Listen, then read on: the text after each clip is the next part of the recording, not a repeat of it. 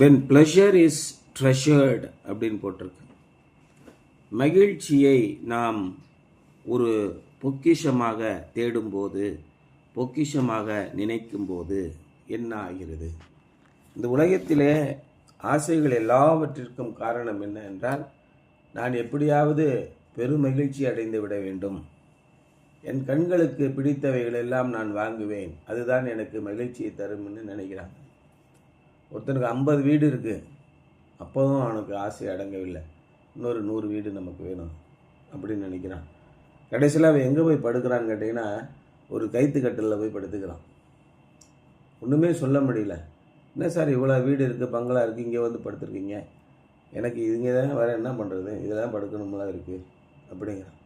தலைவிதி நிறைய பேருக்கு அந்த மாதிரி இருக்குது. அதே மாதிரி தான் சாலமோன் ஞானி என்ன தேடிக்கிட்டு இருக்கான் அப்படிங்கிறத பற்றி போட்டிருக்கு. Today's world is pleasure made. இன்றைக்கி இந்த உலகத்திலே பைத்தியக்காரத்தனமாக சந்தோஷத்தை தேடி அலைகிறார்கள், என்னென்ன விதத்தில் எல்லாம் இன்பத்தை அடைய முடியும் என்று. ஆனால் நகைப்பிலும் மனதிற்கு துக்கம் உண்டு அப்படின்னு பைபிளில் போட்டிருக்கு. அதுதான் இங்கே 3ஆம் வசனத்தில் சொல்கிறாரு பாரு, நான் என் இருதயத்தை ஞானத்தால் தேற்றி கொண்டிருக்கும் போது வானத்தின் கீழ் மனுபுத்திரர் உயிரோடு இருக்கும் நாளெல்லாம் பெற்று அனுபவிக்கத்தக்கது என்னதென்று அறியும் பொருட்டு. இந்த உலகத்திலே நாம் வாழ்வதின் பலன்தான் என்ன, எதை பெற்று அனுபவித்தால் அவர்கள் உண்மையான சந்தோஷம் கிடைக்கும் என்று நான் ஞானத்தால் என் இருதயத்தில் தேடிக்கொண்டிருக்கும் போதே நான் பைத்தியக்காரத்தனமாக என் உடலை மதுபானத்தால் சீராட்டி கொண்டிருக்கவும் மதியினத்தை முட்டாள்தனத்தை பின்பற்றி கொண்டிருக்கவும் என் உள்ளத்திலே வகை தேடினேன் அப்படிங்கிறான். நான் மனிதனாக பிறந்து நான் மிகப்பெரிய ஞானத்தை அடைய வேண்டும் என்று நினைக்கிறேன், ஆனால் என்னுடைய உள்ளம் முட்டாள்தனத்தை தேடி போய் கொண்டிருக்கிறது அப்படின்னு சொல்லி சொல்கிறார். என்னை மாதிரி யாரும் சம்பாதிச்சது கிடையாது. எனக்கு வேலைக்காரியர்கள் 1000 பேர் இருந்தாங்க, வீட்டிலும் வேலைக்காரிகள் பிறந்தார்கள். திராட்சை தோட்டங்களை நாட்டினேன், சர்வ ராஜ்ய சம்பத்தையும் சம்பாதித்தேன், வெள்ளியும் பொன்னையும் சம்பாதித்தேன், ஆலைகளை நாட்டினேன், குளங்களை வெட்டினேன், வயல்வெளிகளை பெருகச் செய்தேன். இவை எல்லாம் எனக்கு ஒன்றும் பெரிய சந்தோஷத்தை தரவில்லை அப்படின்னு சொல்லிட்டு 11ஆம் வசனத்தில் சொல்கிறார் பாருங்க, என் கைகள் செய்த சகல வேலைகளையும் நான் பட்ட எல்லா பிரயாசத்தையும் கண்ணோக்கி பார்த்தேன். எல்லாம் செஞ்சு முடிச்சுட்டேன், திரும்பி பார்த்தேன், இதோ எல்லாம் எதற்காக செய்தேன் என்றே எனக்கு தெரியவில்லை, எல்லாம் மாயையும் மனதுக்கு சஞ்சலமாயிருந்தது. இவ்வளோ பாடுபட்டு 1000 ஏக்கர் 5000 ஏக்கரை சம்பாதித்து எனக்கு என்ன கிடைத்தது? மறுபடியும் ஒன்றுமே இல்லை. மண்ணெண்ணெய் திங்க போகிறது. நான் அந்த 2 இட்லிக்கு மேலே எதையும் திங்க போகிறதில்ல. நான் சம்பாதித்த எல்லாவற்றையும் யாரோ ஒருத்தன் அனுபவிக்கப் போகிறான். இதற்காக நான் என்ன பாடுபட்டிருக்கிறேன், எவ்வளவு தூக்கத்தை தொலைத்திருக்கிறேன், எத்தனை பேரோடு சண்டை போட்டிருக்கிறேன். இந்த பிரயாசங்கள் எல்லாவற்றையும் பார்க்கும்போது மனதுக்கு சஞ்சலமாக இருக்கிறது. சூரியனுக்கு கீழே பலன் ஒன்றுமில்லை அப்படின்னு சொல்லி சொல்கிறார். அப்போ இந்த உலகத்திலே மக்கள் இப்படி பாடுபட்டு அனுபவிக்க வேண்டியது, அலைய வேண்டியது என்ன இருக்கிறது? நீங்கள் எதை தேடி ஓடுகிறீர்கள்? அதான் when pleasure is treasured. உங்களுக்கு பூமியிலே உங்களுக்கு பொக்கிஷங்களை சேர்த்து வைக்காதிருங்கள் அப்படின்னு சொல்லி சொல்கிறார். நிறைய பேர் தவறான அர்த்தம் கொள்கிறார்கள். இதன் பொருள் என்ன என்று தெளிவாக புரிந்து கொள்ளுங்கள். பூமியிலே உங்களுக்கு பொக்கிஷங்களை சேர்த்து வைக்காதீர்கள் அப்படின்னு இந்த கல்ட்டு சர்ச்சஸ்ன்னு இருக்குது இந்த உலகத்தில். சின்ன சின்ன குழுக்களாக சேர்ந்து கொண்டு அவர்கள் ஒரு சபையை நடத்துவார்கள். அதுக்கு ஒரு தலைவர் இருப்பார்.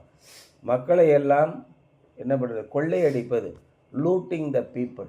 அப்போ என்ன சொல்லுவாங்க, இந்த எலிஎஃப் சர்ச்சுன்னு ஒரு சர்ச் இருக்குது, நாங்கள்லாம் சின்ன பிள்ளைலாம் அங்கே போவோம்.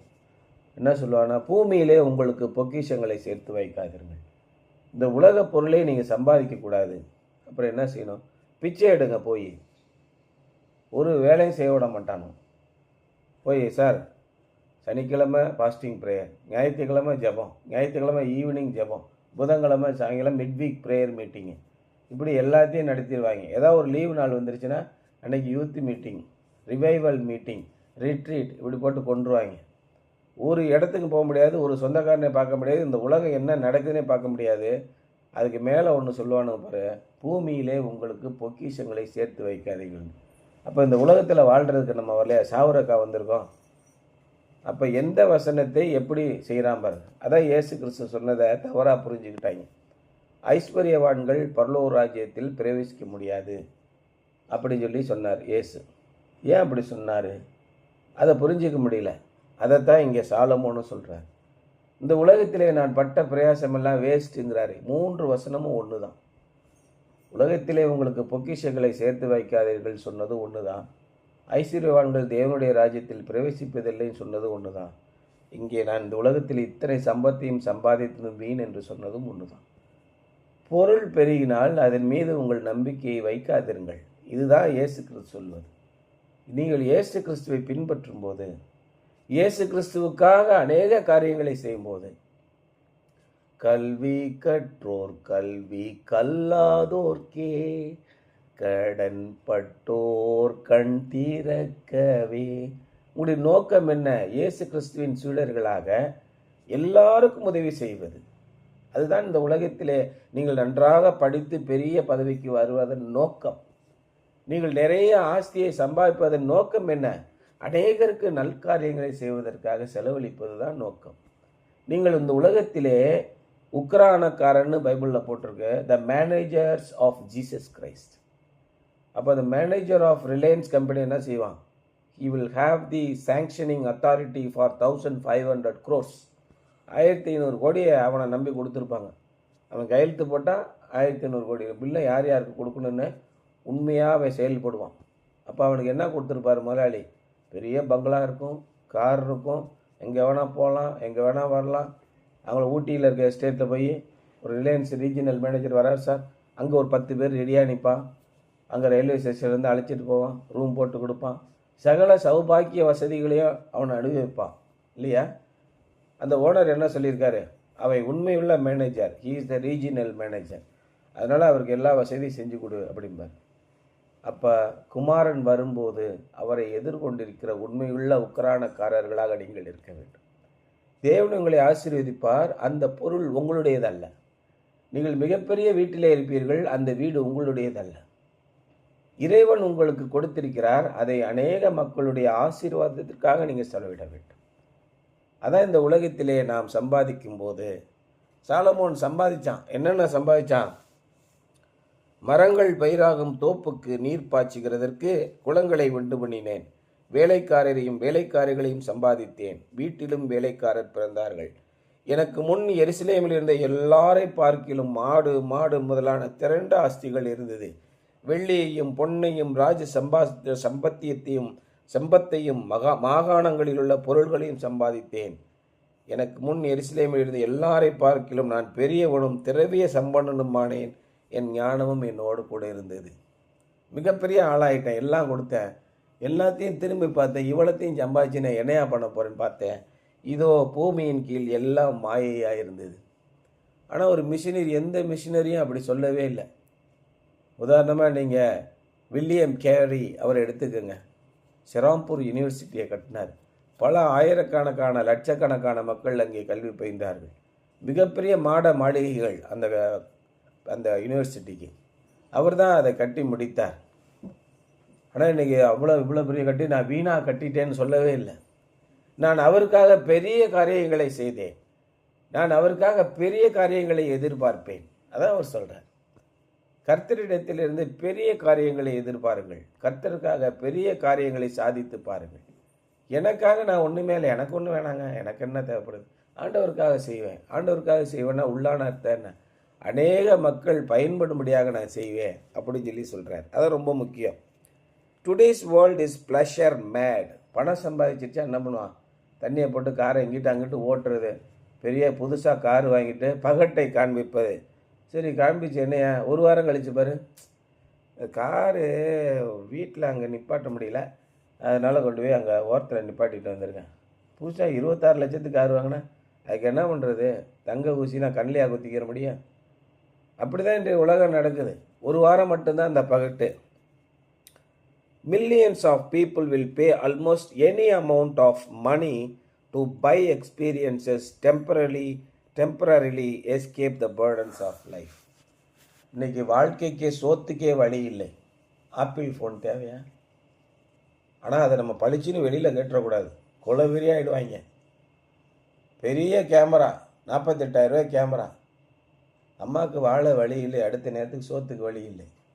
ஆனால் என்ன பண்ணுறாங்க, many people are almost pay any amount of money to buy experiences to temporarily escape the burdens of life. வாழ்க்கையில் என்னங்க, நாங்கள்லாம் ஐஃபோன் வச்சுருக்கோம், நீ என்ன ஃபோன் வச்சுருக்க, ஆண்ட்ராய்டாக வச்சுருக்க அப்படின்னு ஒருத்தர் கேட்டுட்டா தற்காலிக சுமையை தீர்ப்பதற்காக எப்பாடுபட்டாவது நான் உடனே போய் ஒரு ஐஃபோன் வாங்கியே ஆகணும்னு நினைக்கிறாங்க. புளியை பார்த்து பூனை சூடு போட்டுக்குச்சின்னு சொல்லுவாங்கள்ல, அந்த வாழ்க்கை தான் இந்த உலகத்தில் நடக்குது. While there is nothing wrong with innocent fun, those who build their lives only on seeking pleasure are bound to be disappointed. இதை மட்டுமே தேடி போகிறவர்களுக்கு வாழ்க்கையில் என்ன கிடைக்கும், ஏமாற்றமும் தோல்வியும் தான் கிடைக்கும். Why? For one thing, pleasure seeking usually becomes a selfish endeavor. நான் மகிழ்ச்சியாக இருக்க வேண்டும் என்று யாரெல்லாம் நினைக்கிறார்களோ அவர்கள் பெரும்பாலும் சுயநலக்காரர்களாகவே இருக்கிறார்கள். தன்னை சார்ந்தவர்களின் நலனை அவர்கள் கண்டுகொள்வதே இல்லை. and they destroys true joy. உள்ளபடியே நான் சந்தோஷமாக இருக்க வேண்டும் என்று போகிறவர்கள் எல்லாம் சந்தோஷத்தையும் நிம்மதியும் இழந்துதான் போகிறார்கள். For pleasure often exploit others to get what they want, and they end up with broken relationships and well as empty hearts. மற்றவர்களை ஏய்த்து மற்றவர்களை தவறாக பயன்படுத்தி அந்த வகையிலே சந்தோஷம் அடைய வேண்டும் என்று தான் நிறைய நினைக்கிறாங்க. இப்போலாம் வரக்கூடிய ரீல்ஸ்லாம் நிறைய பார்த்தோன்னா ஒருத்தரை ஏமாத்துறது, அவன் தலையில் தண்ணி அடிக்கிறது, மண்ணை தூவி போடுறது, காலை வாரி போடுறது, அவன் கீழே விழுகிறத பார்த்து சிரிக்கிறது, இந்த மாதிரியான மகிழ்ச்சியை பெறக்கூடிய ஒரு கூட்டம் இருக்கிறது.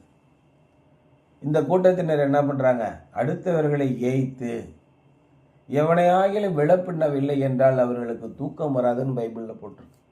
இன்னைக்கு நேரத்தில் மனிதர்கள் தோன்றிய காலத்திலிருந்தே இதே பழக்கம் தொடர்ந்து வந்து கொண்டே இருக்கிறது.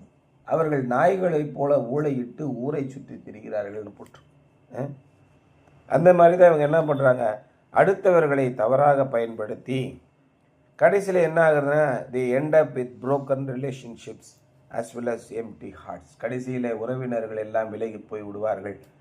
நமக்கு நண்பர்கள் யாருமே இருக்க மாட்டார்கள். நம்மை நம்பி ஒரு காரியத்தை செய்யக்கூடிய ஆள் ஒருவர் கூட இருக்க மாட்டார். இதுவே நீங்கள் இந்த தற்காலிக இன்பத்தை எல்லாம் விட்டுவிட்டு, சார் அது ஏன் தேவையில்லா வேலை, எனக்கு வேணாங்க, இருக்கிறது போதுங்க, ஐஃபோன்னா நீ வாங்கிக்கப்பா, எனக்கு வாங்குறதுக்கு தெம்பு இல்லை, எனக்கு தேவைன்னா இமெயில் பார்க்கணும், வாட்ஸ்அப் அனுப்பணும், ஃபேஸ்புக்கில் 4 ரீல்ஸ் போடணும், அவ்வளோதான் எனக்கு தேவை, இந்த ஃபோனில் நான் செஞ்சு முடிச்சிட்டேன், போதும், முடிஞ்சு போச்சா. ஐஃபோன் வச்சு தான் ஐயா வேலை பார்க்கணுமா? 1.5 லட்ச ரூபாய்க்கு வாங்குறான் தைரியமாக, ரொம்ப கஷ்டப்படுறாங்க.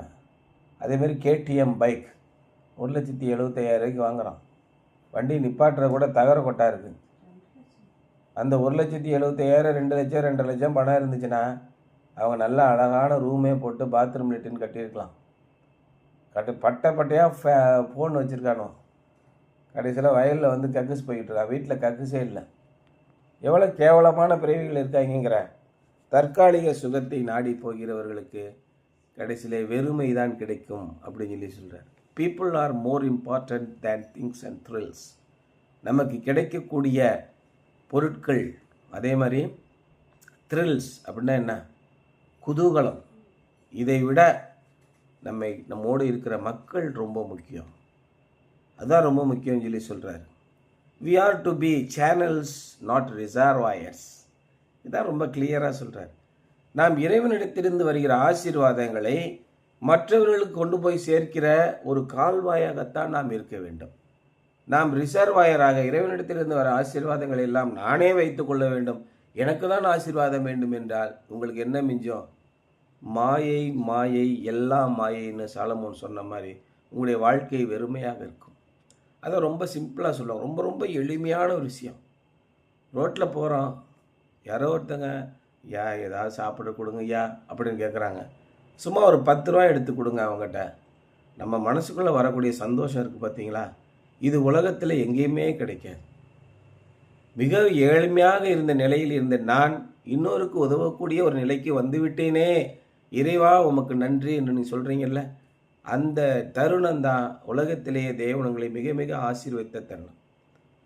எதுக்கு உனக்கு 10 ரூபா நான் கொடுக்கணும் கொண்டு போய் பீரோவில் வைக்கிறீங்க பார்த்தீங்களா, உங்களுக்கு இன்னும் மோசமான இருதயம் வந்து கொண்டிருக்கும்.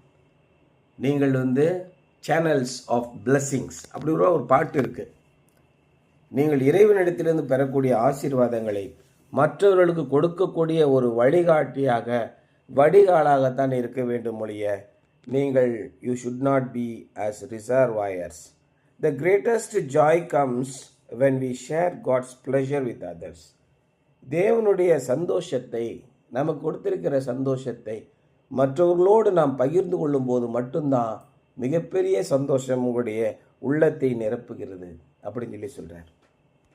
If people live for pleasure alone, தாங்கள் மட்டுமே சந்தோஷப்பட்டு கொள்ள வேண்டும் என்பதற்காகவே மக்கள் வாழ்கிறார்கள் என்றால், enjoyment will decrease unless the intensity of the pleasure increases. நமக்கு நிறைய பணம் இருக்குது, சிக்கன் வாங்கி 1/2 கிலோ சிக்கன் வாங்கி நல்லா வீட்டில் சாப்பிட்டுட்டு இருக்கோம். அப்போ சந்தோஷமாக இருக்குமா? 50 கிலோ சிக்கன் வாங்கி ஒரு 500 பேரை கொண்டு வந்து விருந்து வச்சா சந்தோஷமாக இருக்குமா? இதிலே சந்தோஷம் இருக்கிறது. நீங்கள் மற்றவர்களுக்கு பகிர்ந்து கொடுக்கும் பொழுது தேவன் அதை ஆசீர்வதிக்கிறார். இந்த உலகத்தையே நம்முடைய ஆண்டவர் அப்படி தான் டிசைன் பண்ணியிருக்கிறார் இல்லையா? ஸோ இங்கே என்ன சொல்கிறாருன்னா, if people live for pleasure alone, enjoyment will decrease unless the intensity of the pleasure increases. Then they reach a point of diminishing returns when there is little or no enjoyment at all, only bondage. அப்படியே குறைந்து போய் ஒரு கட்டத்திலே அவர்கள் கட்டுண்டவர்களாக போய் அடிமையாக மாறிவிடுகிறார்கள். எந்த சந்தோஷமும் நிம்மதியுமே அவருடைய வாழ்க்கையிலே இல்லை. இறுதியிலே எங்கே போய் முடிகிறார்கள்? தங்களுடைய வாழ்க்கையை மாய்த்து கொள்கிறார்கள். 4000 கோடி சொத்து இருக்குது, ஏன் தற்கொலை பண்ணி செத்து போயிட்டான்? இப்படி தான் பிரச்சனை போகுது. இந்த பார்க் அவென்யூ அப்படின்னு ஒரு ட்ரெஸ் இருக்குல்ல, அது என்னது மிகப்பெரிய ட்ரெஸ்ஸு கோட்லாம் தயார் பண்ணுவாங்கல்ல, ரேமான்ஸ். தனக்கென்றே சொத்துக்களை சேர்த்தார்கள், தன்னுடைய பிள்ளைகளுக்கென்று சொத்துக்களை சேர்த்தார். என்னாச்சு? பிள்ளைங்க 2 பேரும் சொத்தை பிடிங்கிட்டு அப்பாவை தெருவில் விட்டாங்க. ஆனால் இதுவே நீ பல ஆசிரமங்களை கட்டி, பல ஸ்கூல்களை கட்டி, பல பிள்ளைகளுக்கு நீ வாழ்க்கையை அமைத்து கொடுத்திருந்தால் எப்படி இருந்திருக்கும்? உன்னுடைய வாழ்க்கை மிகப்பெரிய ஆசீர்வாதமாக இருந்திருக்கும் இல்லையா? பல கோடி ரூபா சம்பாதிச்சேன், 2000 கோடி 2500 கோடி சம்பாதிச்சேன், என்ன ஆயிற்று? ஒன்றுமே பயன் இல்லையே. When pleasure alone is the center of life, the result will ultimately be disappointment and emptiness. இன்றைக்கு நான் மகிழ்ச்சியாக மட்டுமே இருக்க வேண்டும் என்பதற்காக, நான் மட்டுமே உடை உடுத்த வேண்டும், நான் மட்டுமே மேக்கப் பண்ண வேண்டும், நான் மட்டும்தான் ரீல்ஸ் போட்டு நான் மகிழ்ச்சியாக இருப்பதாக வீடியோ போட்டுக்கொண்டே இருந்தானே என்ன ஆகும்? என்னோட மனசில் பூரா அதான் தோணுது. 24 மணி நேரம் இதே சிந்தனையில் தான் இருப்பீங்களாடா? லிப்ஸ்டிக் போட வேண்டியது, ஒரு வீடியோ டான்ஸ் ஆட வேண்டியது, அதை இன்ஸ்டாகிராமில் போஸ்ட் போட வேண்டியது, அங்கிட்டு ஒரு போஸ்டிங் ஏற்ற வேண்டியது, இங்கிட்ட ஒரு போஸ்ட்டு பார்க்க வேண்டியது, இதே தான் இருக்குங்க. நிறைய பேர், ஆயிரக்கணக்கான பேர்கள் இப்படி இருக்காங்க, லட்சக்கணக்கான பேர். அதிலே பல பாலியல் தொழிலில் ஈடுபடுகிறவர்களும் இருக்கிறார்கள். அவர்களுக்கு போட்டியாக இவர்கள் நடந்து, சாதாரண மக்கள் அவங்க எதுக்கு போடுறாங்கன்னா, தங்களுக்கு அந்த தொழிலிலே ஏதாவது வாய்ப்பு கிடைக்கும் என்பதற்காக பல ரீல்ஸ் போடுறாங்க. அதை பல டைரக்டர்ஸ் பார்ப்பாங்க, பல சினிமாக்காரர்கள் பார்ப்பாங்க, பலவிதப்பட்ட மக்கள் பார்ப்பாங்க. அவர்களை இழுத்து செல்வதற்காக, அவர்களோடு இணைந்து கொள்வதற்காக இவர்களெல்லாம் இந்த மாதிரி அசிங்கமான ஆபாசமான ரீல்ஸ்களை வீடியோ போடுறாங்க. ஆனால் இன்றைக்கி கிறிஸ்தவர்களும் குடும்ப பெண்களும் அதே மாதிரி போட ஆரம்பிக்கிறாங்க, பைத்தியம் மாதிரி. எதுக்கே அப்படி போடுறீங்க தெரியாது. அப்படி உங்களுடைய சொந்த சந்தோஷம் மட்டுமே உங்களுக்கு மைய பொருளாக இருந்தால் உங்களுக்கு என்ன கிடைக்கும்? டிசப்பாயின்மெண்ட், ஏமாற்றமும் அண்ட் எம்டினஸ். உங்களுடைய வாழ்க்கையிலே வெறுமையுமே கிடைக்கும். அதைத்தான் இயேசு கிறிஸ்து மிக தெளிவாக சொன்னார். பூமியிலே உங்களுக்கு பொக்கிஷங்களை சேர்த்து வைக்காதிருங்கள், உங்களுடைய பொக்கிஷங்களை பரலோகத்திலே சேர்த்து வையுங்கள். ஆண்டவரே, நீர் 50,000 ரூபா படம் கொடுத்துருக்கீங்க, நான் என்ன செய்யணும் சொல்லுங்கள்? நீ வச்சுக்க. வேணாம், ஐயோ சாமி, எனக்கு அங்கே நீங்கள் எனக்கு ஆசீர்வாதம் கொடுங்க, நான் இதை யாருக்கு கொடுக்கணும், எங்கே நீ சேர்க்கணும்னு சொல்லுங்க, நான் சேர்த்துட்றேன். இந்த 1 லட்ச ரூபா கொடுத்துருக்கேன், அதுக்கு என்ன பண்ணணும்? இந்த 50 லட்சம் வந்திருக்கு, அது என்ன பண்ணணும்? எனக்கு வேணாம் சாமி, நீங்கள் எங்கே சொல்கிறீங்களோ கொடுத்துறேன். அதான் தாவீது ராஜா சொல்கிறான், ஆண்டவரே, என்னுடைய ஆஸ்தி எனக்கே உரியதாக இராமல் உங்களுடைய பிள்ளைகளுக்கு உரியதாக இருப்பதாக. இதான் அருமையான ஜெபம். நம்மளை மிகப்பெரிய உத்தியோகத்திலே மிகப்பெரிய உக்கிரானக்காரனாக உண்மையும் உத்தமுள்ள ஊழியக்காரனாக நம்மளை வைக்க வேண்டும் என்றால் இந்த உலகத்தில் இருக்கும் பொருட்கள் மீது நீங்கள் நம்பிக்கை வையாதீர்கள். அதான் ரொம்ப தெளிவாக சொல்கிறார். ஒவ்வொரு நிமிடமும் நீங்கள் ஆண்டவரிடத்தில் கேட்டுக்கொண்டே வாழுங்கள். ஏன்னா ஏற்கனவே ஏகப்பட்ட ஞானிகள்லாம் இதை பார்த்து நமக்கு சொல்லிட்டாங்க அப்படின்னு சொல்கிறாரு. How can you enjoy life to the fullest without having your pleasurable experiences diminish in effectiveness? இந்த உலகத்திலே நீங்கள் அனுபவிக்கக்கூடிய சந்தோஷமான அனுபவங்கள் எதுவும் குறைந்து போகாமல் உங்களால் எந்த அளவுக்கு முழுமையாக சந்தோஷத்தை அனுபவிக்க முடியும் என்று யோசித்து பாருங்கள். அப்போ இறைவனிடத்திலே சேர்வது மட்டும்தான், இறைவன் சொல்படி செயல்படுவது மட்டும்தான் நம்முடைய வேலை. அப்போ என்னாச்சு, இந்த உலகத்திலே ஆண்டவர் உங்களுக்கு என்ன சொல்கிறார்? இம்மையிலும் மறுமையிலும் அவர் உங்களை ஆசீர்வதிப்பார். அதான் நமக்கு பாடுகிற பாடல்களில் அதான். இந்த உலகத்திலும் எதிர்வரை உலகத்திலும் தேவன் உங்களை ஆசீர்வதிப்பார். அதுதான் இறைவனுடைய சந்தோஷம். ஒருவனுக்கு தேவன் மகிழ்ச்சியை கொடுக்கிறார் என்றால் அதுவே மிகப்பெரிய சந்தோஷம். நான் அதுக்காக இந்த பூலோகத்தில் உள்ளவருக்காக நான் மேலோகத்தில் உள்ளவரை நான் விட்டு விடுவேனா? மண்ணுக்காக மாணிக்கத்தை விட்டிட மாட்டேன். அதான் சொல்கிறார். பூரண அழகுள்ளோர் பூவில் எந்த வாழ்க்கை ஏதில் நீரே போதும் வேறே வேண்டாம் இயேசு எந்த நேசரே நான் மண்ணுக்காக மாணிக்கத்தை விட்டிட மாட்டேன். அதான் சொல்கிறார். உங்களுடைய எண்ணங்கள் சிந்தனைகள் எல்லாம் இறைவனை மையமாக வைத்திருக்க வேண்டும்.